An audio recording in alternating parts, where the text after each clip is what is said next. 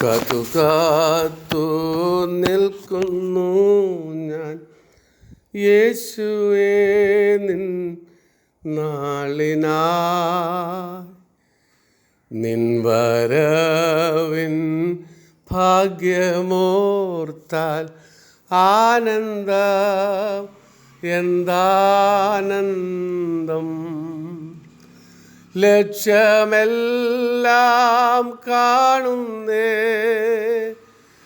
മൽപ്രിയ മാണാളനെ. ലക്ഷ്യമെല്ലാം കാണുന്നേ മൽപ്രിയ മാണാളനെ. എന്നുമേക്കേ വന്നിടുമോ പൊന്മുഖം ഞാൻ മൂത്തിടാ. എന്നുമേക്കേ വന്നിടുമോ പൊന്മുഖം ഞാൻ മൂത്തിടാ. Praise the lord. ഹല്ലേലൂയ. കർത്താവായ യേശു ക്രിസ്തുവിൻ്റെ നാമത്തിൽ എല്ലാ പ്രിയപ്പെട്ടവർക്കും പ്രഭാതവന്ദനങ്ങളെ അറിയിക്കുന്നു. നല്ല ഒരു പകൽക്കാലം കൂടെ കർത്താവ് നമുക്ക് ദാനമായി നൽകി. കർത്താവിൻ്റെ കരുതലുകളെ ഓർത്ത് ദൈവത്തെ സ്തുതിക്കുന്നു. ദൈവം നമ്മെ ഏവരെയും അനുഗ്രഹിക്കട്ടെ. 133 സങ്കീർത്തനത്തിൻ്റെ 1 വാക്യത്തിൽ നാം വായിക്കുന്നത് സഹോദരപ്രീതി ഇതാ സഹോദരന്മാർ ഒത്തൊരുമിച്ച് വസിക്കുന്നത് എത്ര ശുഭവും എത്ര മനോഹരവുമാകുന്നു. ദൈവത്തിന് സ്തോത്രം. സഹോദരപ്രീതി നിലനിൽക്കട്ടെ, അതിസൽക്കാരം മറക്കരുത്. ദൈവത്തിന് സ്തോത്രം. സഹോദരപ്രീതി നിലനിൽക്കട്ടെ. ആരംഭകാലത്ത് സഹോദരപ്രീതി ക്രിസ്തുമാർഗത്തിൻ്റെ സവിശേഷതകൾ ഒന്നായിരുന്നു. എന്നാൽ ഇന്ന് ആത്മീയ രംഗങ്ങളിൽ സഹോദരപ്രീതി നന്നേ കുറവായിരിക്കുന്നു. ദൈവത്തിന് സ്തോത്രം. ആദിമസഭകളിലുള്ളവരുടെ സഹോദര സ്നേഹം അന്യോന്യം ഉരുകിച്ചേർന്നതുപോലെ ആയിരുന്നു. മാതാപിതാക്കളുടെ തലമുറകൾ അല്ലെങ്കിൽ മക്കൾ, അങ്ങനെയുള്ള സഹോദരങ്ങൾ അഥവാ മാനുഷികമായ സഹോദരങ്ങളെക്കാൾ എത്രയോ ശക്തമാണ് ആത്മീക സഹോദര സ്നേഹം. രക്തബന്ധങ്ങളെ വെല്ലുന്നതാണ് ക്രിസ്തുവിൻ്റെ സ്നേഹമുഖാന്തരമുള്ള ദൈവസ്നേഹത്തിൽ നിന്നുള്ള സഹോദര സ്നേഹം. ദൈവത്തിന് സ്തോത്രം. എന്താണ് സഹോദരപ്രീതി കൊണ്ടുള്ള ഗുണം? ദൈവത്തിന് സ്തോത്രം. ഭൗതികമായി വളരെ തകർന്ന അവസ്ഥയിലായിരിക്കുന്ന ഒരു ദൈവപൈതലിന് ഭൗതികമായി ഒരു സമാധാനം കിട്ടാത്ത സാഹചര്യങ്ങളിൽ ദൈവമക്കളുമായുള്ള ഊഷ്മളമായ സാഹോദര്യത്തിൻ്റെ അനുഭവം ഒരു നല്ല സന്തോഷത്തിനും ആത്മീക ബന്ധത്തിനും കാരണമായി തീരുവാനിടയായിത്തീരും. ദൈവത്തിന് സ്തോത്രം. പലപ്പോഴും ലോകത്തിൽ ഒരു ദൈവപൈതലിന് സമാധാനം കിട്ടുകയില്ല. എപ്പോഴും പ്രതികൂലങ്ങളായിരിക്കും. അത് ഏത് വിധത്തിൽ നോക്കിയാലും ലോകം നമുക്ക് യോഗ്യമല്ല. എന്നാൽ കർത്താവിൻ്റെ രക്തത്താൽ വീണ്ടെടുക്കപ്പെട്ട ആ ദൈവജനം ഒന്നിച്ച് ചേർന്ന് കർത്താവിൽ സന്തോഷിക്കുന്നത് വലിയ ആത്മീക സന്തോഷത്തിന് മുഖാന്തരമായി തീരും. ദൈവത്തിന് സ്തോത്രം. കുടുംബത്തിലായാലും സഭയിലായാലും സഹോദരന്മാർ തമ്മിലുള്ള ഐക്യത ശുഭവും മനോഹരമാണ്. ഇതാ സഹോദരന്മാർ ഒത്തൊരുമിച്ച് വസിക്കുന്ന എത്ര ശുഭവും എത്ര മനോഹരവുമാകുന്നു. അഹരോൻ്റെ താഴെയിൽ നിന്ന് ഒഴുകി വസ്ത്രത്തിൻ്റെ വിളിമ്പിലേക്ക് ഒഴുകുന്ന പരിമള തൈലത്തോട് ഓമിക്കുന്നതിൻ്റെ ആശയം ക്രിസ്തീയ ഐക്യവും സ്നേഹവും ഉള്ളിടത്ത് അതിൻ്റെ ഒഴുക്ക് എളിയവരിലേക്കും താണവരിലേക്കും എത്തും എന്നുള്ളതാണ്. സഹോദര സ്നേഹം മാലിന്യമേശാത്തതും നിശബ്ദമായി ഒഴുകേണ്ടതുമാണ്. ഹെർമോനിയ മഞ്ഞ് അത് വിശുദ്ധിയെ കാണിക്കുന്നു. അതുകൊണ്ട് സഹോദര ഐക്യം വിശുദ്ധിയിലും നിശബ്ദതയിലും ശാന്തതയിലും കുളിർമ നൽകുന്നതും ആയിരിക്കണം എന്നാണ് ദൈവത്തിൽ നിന്ന് നാം മനസ്സിലാക്കുന്നത്. ദൈവത്തിന് സ്തോത്രം. നാം അന്യോന്യം സ്നേഹിക്കുമ്പോൾ ദൈവം നമ്മിൽ വസിക്കും. കൂട്ടു സഹോദരന്മാർ അന്യോന്യം സ്നേഹിക്കുമ്പോൾ കൂട്ടു സഹോദരന്മാർ അന്യോന്യ സ്നേഹിതന്മാരും വീണ്ടെടുപ്പിനാൽ ദൈവമക്കൾ അന്യോന്യ സഹോദരന്മാരുമാകുന്നു. സഹോദരന്മാർ തമ്മിൽ തമ്മിൽ സ്നേഹിക്കണം. ദൈവത്തിന് സ്തോത്രം. സഹോദര പ്രീതി അന്യോന്യമുണ്ടെങ്കിൽ കർത്താവിന് പ്രസാദമുള്ള ശ്രേഷ്ഠന്മാരായിരിക്കും. ദൈവത്തിന് സ്തോത്രം. അന്യോന്യം നാം സ്നേഹിക്കുമ്പോൾ കർത്താവ് നമ്മിൽ വസിക്കും. നിങ്ങൾ തമ്മിൽ തമ്മിൽ സ്നേഹിക്കുന്നത് കൊണ്ട് എൻ്റെ ശിഷ്യന്മാർ എന്ന് ലോകം അറിയും. തുടർച്ചയായി സഹോദരപ്രീതി നിലനിർത്തുന്നു എങ്കിൽ തുടർച്ചയായി ആത്മീയ ജീവനും നിലനിൽക്കും. ക്രിസ്തുവിൽ ജനിച്ചവർക്ക് ദൈവിക നീതി ലഭിക്കുന്നു. ദൈവത്തിന് സ്തോത്രം. തൻ്റെ കൽപ്പനകളെ അനുസരിക്കുന്ന വിശ്വാസിക്ക് ക്രിസ്തുവിൽ വിശ്വസിച്ച് തന്നിൽ വിശ്വസിക്കുവാനും ക്രിസ്തു വിശ്വാസി കർത്താവിൽ വസിക്കുവാനും ഇടയായിത്തീരുന്നു. ദൈവത്തിന് സ്തോത്രം. നാം തമ്മിൽ തമ്മിൽ സ്നേഹിക്കുന്നെങ്കിൽ മാത്രമേ, നാം തമ്മിൽ ആത്മീക ഐക്യത്തിലായിരിക്കുന്നെങ്കിൽ മാത്രമേ കർത്താവിന് നമ്മിൽ പ്രവർത്തിക്കുവാൻ കഴിയുകയുള്ളൂ. ദൈവത്തിന് സ്തോത്രം. അതാണ് ഇതാ സഹോദരന്മാർ ഒത്തൊരുമിച്ച് വസിക്കുന്നത്. അവിടെയല്ലോ യഹോവ അനുഗ്രഹവും ശാശ്വതമായ ജീവനും കൽപ്പിച്ചിരിക്കുന്നത്. അവിടെ എന്ന പദം ഊന്നി പറഞ്ഞിരിക്കുന്നു. അവിടെ അല്ലാതെ മറ്റെങ്ങുമല്ല യഹോവ അനുഗ്രഹം കൽപ്പിച്ചിരിക്കുന്നത്. മനുഷ്യനല്ല, അവിടെ യഹോവയാണ് അനുഗ്രഹം കൽപ്പിച്ചിരിക്കുന്നത്. ആർക്കും അത് തടയുവാൻ സാധ്യമല്ല. ദൈവത്തിന് സ്തോത്രം. അനുഗ്രഹങ്ങൾ എന്നാണ് ആ ഭാഗത്ത് എഴുതിയിരിക്കുന്നത്. ദൈവത്തിന് സ്തോത്രം. മൂക്കിൽ ജീവശ്വാസം ഊതി, ബ്രീത്ത് ഓഫ് ലൈഫ്, ജീവശ്വാസം, ജീവനുകളുടെ ശ്വാസം. യഹോവയായ ദൈവം മനുഷ്യനെ സൃഷ്ടിച്ചു. ഉൽപ്പത്തി പുസ്തകം 2-ാം അധ്യായത്തിൻ്റെ 7-ാം വാക്യത്തിൽ നാം അങ്ങനെയാണ് വായിക്കുന്നത്. ജീവനുകളുടെ ബ്രീത്ത് ഓഫ് ലൈഫ്, ജീവനുകളുടെ ശ്വാസം. ദൈവത്തിന് സ്തോത്രം. അവിടെയല്ലോ ശാശ്വതമായ ജീവൻ. ശരിയായ ഭാഷാന്തരത്തിൽ അവിടെയല്ലോ ശാശ്വതമായ ജീവനുകൾ എന്ന് എഴുതിയിരിക്കുന്നു. ദൈവത്തിന് സ്തോത്രം. ദൈവസ്നേഹത്തിലാണ് ശാശ്വതമായ ജീവനുകൾ. ദൈവത്തിന് സ്തോത്രം. കർത്താവ് പറഞ്ഞു, നിങ്ങൾക്ക് ജീവനുണ്ടാകുവാനും സമൃദ്ധിയായ ജീവനുണ്ടാകുവാനും ഞാൻ വന്നിരിക്കുന്നു. ദൈവത്തിന് സ്തോത്രം. അത് ദൈവസഭയിൽ ദൈവജനത്തിൻ്റെ ഒത്തൊരുമ മുഖാന്തരം ഉണ്ടാകുന്നതാണ്. ദൈവത്തിൻ്റെ വാഗ്ദത്തങ്ങൾ നമ്മിലേക്ക് പകരണമെങ്കിൽ നാം ഒത്തൊരുമയുള്ളവരായി കർത്താവിനെ സേവിക്കുന്നവരായിരിക്കണം. ദൈവത്തിന് സ്തോത്രം. കർത്താവിനെ സ്നേഹിക്കുക, അന്യോന്യം സ്നേഹിക്കുക എന്ന അടിസ്ഥാന തത്വം 3 കാരണങ്ങളാൽ വെളിപ്പെടുന്നു. 1, സ്നേഹം ദൈവത്തിൽ നിന്ന് വരുന്നു. ദൈവത്തിന് സ്തോത്രം. 2, സ്നേഹിക്കുന്നവനെല്ലാം ദൈവത്തിൽ നിന്ന് ജനിച്ചിരിക്കുന്നു. ദൈവത്തിന് സ്തോത്രം. സ്നേഹം ദൈവത്തിൽ നിന്ന് വരുന്നു. അപ്പോൾ ദൈവത്തിൽ നിന്ന് വരുന്ന സ്നേഹം, ആ സ്നേഹത്തിൽ സ്നേഹിക്കുന്നവനെല്ലാം ദൈവത്തിൽ നിന്നും ജനിച്ചിരിക്കുന്നു. 3ാമതായി, സ്നേഹിക്കുന്നവൻ ദൈവത്തെ അറിഞ്ഞിരിക്കുന്നു. ദൈവത്തിന് സ്തോത്രം. നാം സ്നേഹിക്കുന്നവൻ ആണെങ്കിൽ, നാം മറ്റുള്ള വ്യക്തികളെ കർത്താവിൽ സ്നേഹിക്കുന്നെങ്കിൽ നാം ദൈവത്തെ അറിയുന്നു എന്ന് അത് വെളിപ്പെടുത്തുന്നു. ദൈവത്തിന് സ്തോത്രം. ദൈവത്തിൽ നിന്ന് ജനിച്ചവർക്ക് മാത്രമേ കർത്താവിനെ സേവിക്കുവാൻ മറ്റുള്ളവരെ സ്നേഹിക്കുവാൻ കഴിയുകയുള്ളൂ. ദൈവത്തിന് സ്തോത്രം. സ്നേഹത്തിൻ്റെ നേരെ വിപരീത പദം ദ്വേഷമാണ്. ദൈവത്തിന് സ്തോത്രം. ഇന്ന് അനേക സ്ഥലങ്ങളിൽ ദ്വേഷം കാണുന്നു, വിദ്വേഷം.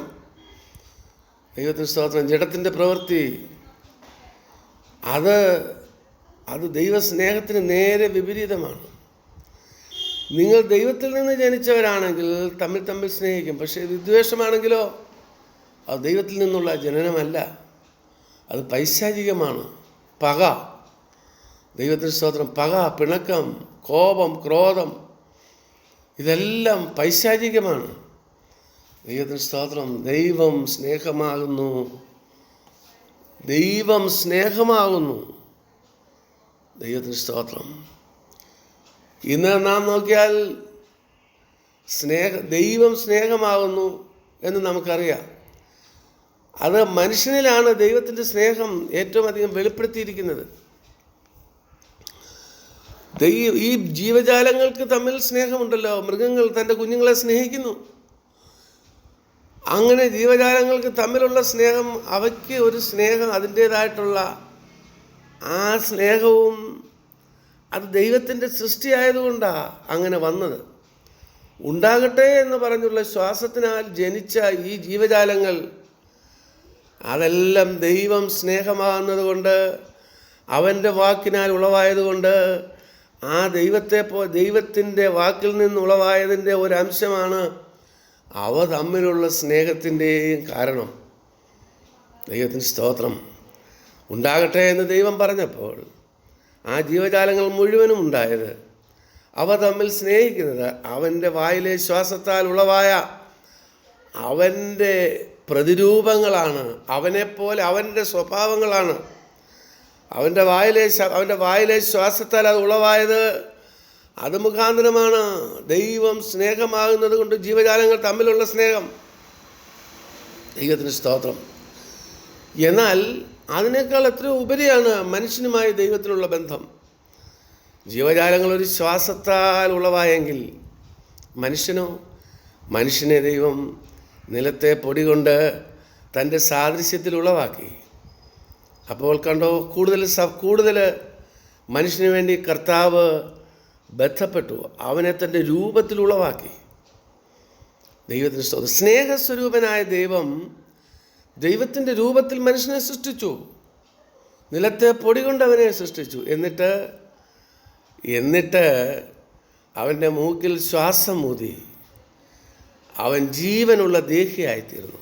അപ്പോൾ സൃഷ്ടിച്ചത് ദൈവം, അവൻ ശ്വാസമൂതിയത് ദൈവം. അപ്പോൾ ദൈവത്തിൻ്റെ മറ്റ് സൃഷ്ടികളേക്കാൾ എത്രയോ അധികം ദൈവസ്നേഹം, ദൈവത്തിൻ്റെ വകയായുള്ള സ്നേഹം മനുഷ്യനിൽ വെളിപ്പെടണം. അതിൻ്റെ എത്രയോ ഇരട്ടി വെളിപ്പെടണം. ഒരു വാക്കുകൊണ്ടല്ല ദൈവം മനുഷ്യനെ സൃഷ്ടിച്ചത്. അവൻ പ്രവർത്തിച്ചു, ജീവശ്വാസമൂതി. ദൈവത്തിന് സ്തോത്രം. പക്ഷേങ്കിൽ പലപ്പോഴും മനുഷ്യനിൽ സ്നേഹം കുറവാണ് കാണിക്കുന്നത്. ഇന്ന് രക്ഷിക്കപ്പെടാത്ത മനുഷ്യനിൽ പോലും എന്ത് ക്രൂരതയാണ് ലോകത്ത് നാം കാണുന്നത്. കേൾക്കുവാൻ പോലും പറയുവാൻ പോലും അറപ്പായിട്ടുള്ള ക്രൂരതകൾ ദൈവത്തിൻ്റെ സ്വരൂപത്തിൽ സൃഷ്ടിക്കപ്പെട്ട മനുഷ്യൻ ചെയ്യുന്നു. അതെന്താണ്? അതിൻ്റെ കാരണം പിശാചാണ് അതിൻ്റെ പ്രവൃത്തി ചെയ്യിക്കുന്നത്. സകല ലോകവും ദുഷ്ടൻ്റെ അധീനതയിൽ കിടക്കുന്നു.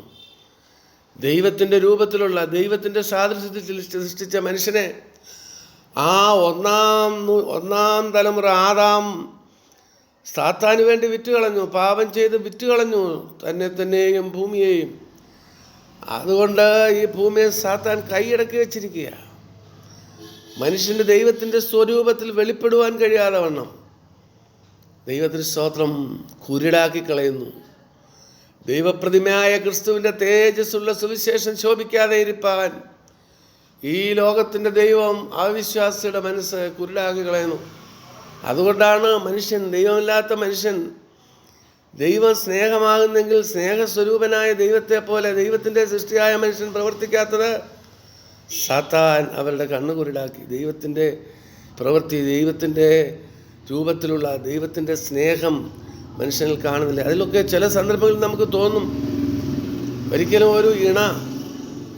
ഒരു മൃഗം അതിൻ്റെ ഇണയെ കുത്തിക്കൊല്ലത്തില്ല. വളരെ അപൂർവമായിട്ടേ ഉള്ളൂ. അതിൻ്റെ കുഞ്ഞുങ്ങളെ കൊല്ലുന്നത് വളരെ അപൂർവമായിട്ടേ ഉള്ളൂ. വളരെ. എന്നാൽ പണത്തിന് വേണ്ടി മറ്റുമായ ആ താല്പര്യങ്ങൾക്ക്, ആഗ്രഹങ്ങൾക്ക് മനുഷ്യനെ കൊല്ലുന്നു. മാതാപിതാക്കളെ, കുഞ്ഞുങ്ങളെ, ഭാര്യയെ, ഭർത്താവിനെ, സഹോദരങ്ങളെ. അത് സാത്താനാണ് അതിൻ്റെ കാരണം. ദൈവത്തിന് സ്തോത്രം. അത് ലോകത്തങ്ങനെ സംഭവിക്കും. എന്നാൽ ദൈവമക്കളുടെ ഇടയിലോ കർത്താവ് പറയുന്നത്, നിങ്ങൾ തമ്മിൽ സ്നേഹിക്കുമ്പോൾ എൻ്റെ ശിഷ്യന്മാരെന്ന് ലോകമറിയും. എന്നാൽ പലപ്പോഴും സ്നേഹത്തിന് പകരം വിദ്വേഷമാണ്.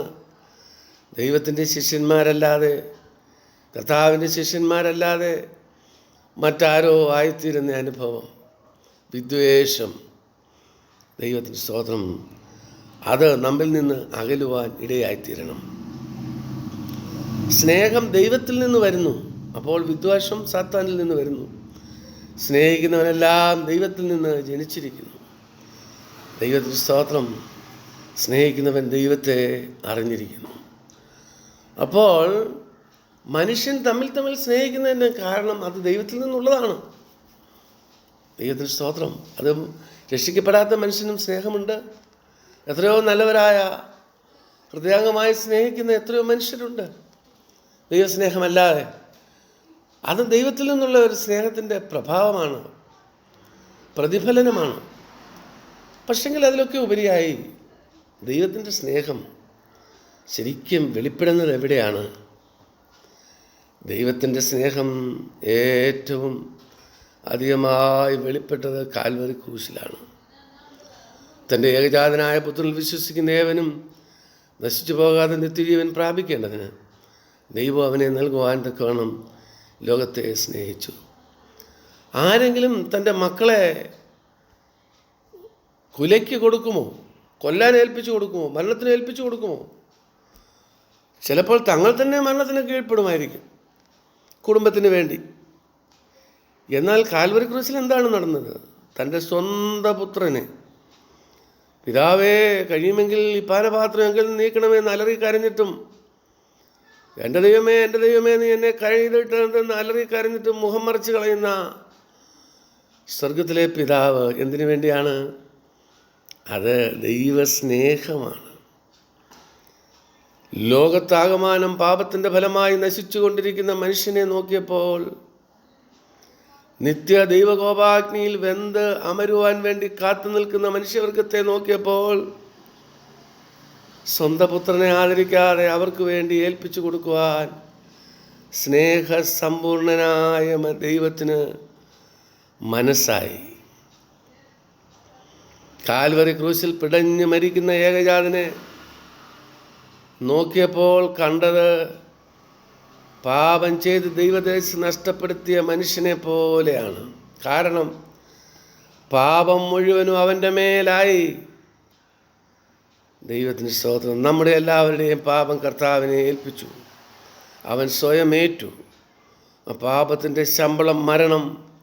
ആ മരണം അവനെ ഏൽപ്പിച്ചു കൊടുത്തു, മരണത്തിന് ഏൽപ്പിച്ചു കൊടുത്തു. അതാണ് സ്നേഹം. തൻ്റെ ഏകജാതനായ പുത്രനിൽ വിശ്വസിക്കുന്ന ഏവനും നശിച്ചു പോകാതെ നിത്യജീവൻ പ്രാപിക്കേണ്ടതിന് ദൈവം അവനെ നൽകുവാൻ തക്കവണ്ണം അത്രയ്ക്ക് ദൈവം ലോകത്തെ സ്നേഹിച്ചു. അപ്പോൾ മനുഷ്യൻ്റെ പാപമെല്ലാം കാൽവരി ക്രൂശിൽ യേശുവിൻ്റെ മേൽ ചുമത്തി, കർത്താവിൻ്റെ മേൽ ചുമത്തി മരണത്തിന് ഏൽപ്പിച്ചു. നമ്മുടെ പാപം അതിനുവേണ്ടി അവൻ മരിച്ചു.